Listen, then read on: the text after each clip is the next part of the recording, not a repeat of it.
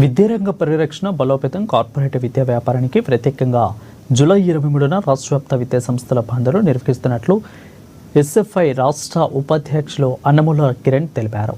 ఇక ఆదిలాబాద్ పట్టణంలోని బాసెట్టి మాధవరావు విజ్ఞాన కేంద్రంలో నిర్వహించిన వామపక్ష విద్యార్థి సంఘాల సమావేశంలో ఆయన మాట్లాడారు.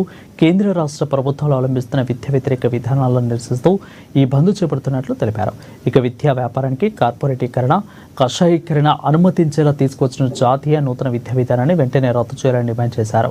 ఇక జిల్లాలో ఫీ రెగ్యులరేషన్ కమిటీని ఏర్పాటు చేయాలని, ప్రైవేటు కార్పొరేట్ విద్యా సంస్థలో ఫీజుల నియంత్రణ చట్టాన్ని తీసుకురావాలని అన్నారు.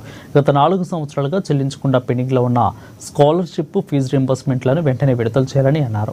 పెండింగ్లో ఉన్న మెస్ కాస్మెటిక్ ఛార్జీలను, బెస్ట్ అవైలబుల్ స్కూల్స్ బడ్జెట్ను వెంటనే విడుదల చేయాలని డిమాండ్ చేశారు. ఇంకా ప్రభుత్వ విద్యా సంస్థల్లో మౌలిక సౌకర్యాలు కల్పించడం, విద్యారంగానికి రాష్ట్ర ప్రభుత్వం 30% నిధులను, కేంద్ర ప్రభుత్వం 10% నిధులను బడ్జెట్లో కేటాయించడం, అదేవిధంగా ప్రభుత్వ విద్యను బలోపేతం చేయాలనే డిమాండ్ల సాధన కోసం చేపడుతున్న బంద్ను విద్యార్థులు, విద్యా సంస్థల యజమానులకు, తల్లిదండ్రుల మేధావులు జయప్రదం చేయాలని కోరారు.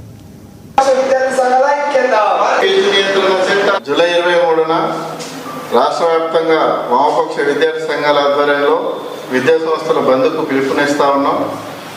విద్యారంగ పరిరక్షణ కోసం ప్రైవేటు, కార్పొరేటు విద్యా వ్యాపారాన్ని అరికట్టాలని, జీవో నంబర్ 1ని అమలు చేయాలని, ఫీజు నియంత్రణ చట్టాన్ని వెంటనే చేసి దాన్ని పకడ్బందీగా అమలు చేయాలని చెప్పేసి మేము వామపక్ష విద్యార్థి సంఘాలుగా డిమాండ్ చేస్తా ఉన్నాం.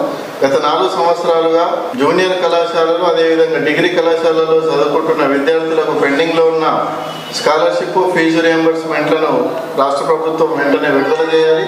అదేవిధంగా బెస్ట్ అవైలబుల్ స్కూల్కి సంబంధించిన బడ్జెట్ను కూడా ఇప్పటి వరకు విడుదల చేయలేదు, దాన్ని వెంటనే విడుదల చేయాలని చెప్పేసి మేము డిమాండ్ చేస్తూ ఉన్నాం.